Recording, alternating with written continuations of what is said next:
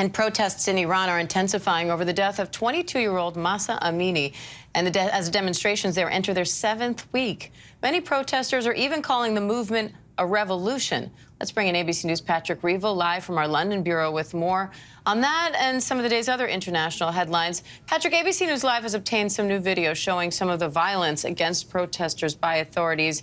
And I do want to warn viewers, this may be hard to watch. Now, authorities are saying that the officers involved in this video will be disciplined, but it doesn't seem like these protests are dying down. How significant is this? Yeah, Diane, I think quite the opposite, actually. Right now, it seems that the protests are growing and also the crackdown against them. You know, daily now we see attacks by security forces as well as pro-regime government, pro-government thugs attacking protesters. And that's what we seem to see in this video, which shows a protester being heavily beaten and then finally shot at point-blank range with a shotgun. And, you know, that video is causing outrage in Iran, but I think, you know, horrifically, it's not even that out of the ordinary from what we're seeing from this crackdown. We're seeing, as I say, this sort of attacks on protesters almost daily. Hundreds of protesters have been reported to be killed and injured since the protests began 7 weeks ago.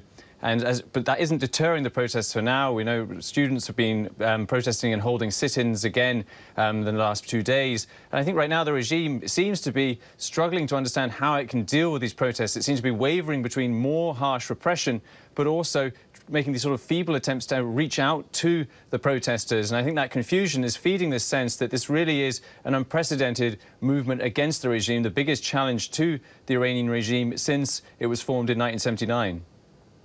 Now, Patrick, I also want to talk about Israel, because Israel just voted in its 5th election since 2019. Former Prime Minister Benjamin Netanyahu appears to have a narrow lead, according to exit polls. So what does it mean for Israel and for the U.S. if Netanyahu does retake power?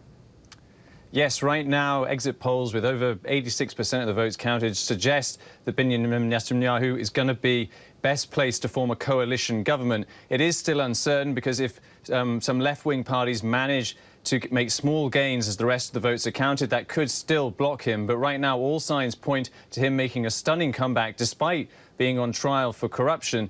I think the main reason he's been able to do this is an alliance with a far-right party that's led by Itamar Ben-Gvir, who is an extremely controversial figure, who is an ultra-nationalist and who has even been filmed brandishing a pistol against Palestinians recently, just a month ago. He's known for having an extremely hard line against the Palestinians, and also he's even been convicted of racial incitement. And so he now has also made major gains in this election. His party's received at least 10% of the vote. And by bringing him in with Netanyahu, this is going to have profound implications for Israel if they do take power.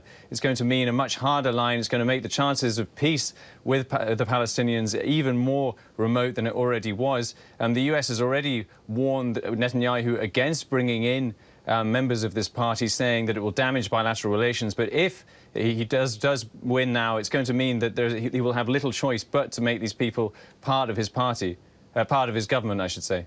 All right, Patrick Reevell, we appreciate it as always. Thank you. Hi, everyone. George Stephanopoulos here. Thanks for checking out the ABC News YouTube channel. If you'd like to get more videos, show highlights, and watch live event coverage, click on the right over here to subscribe to our channel. And don't forget to download the ABC News app for breaking news alerts. Thanks for watching.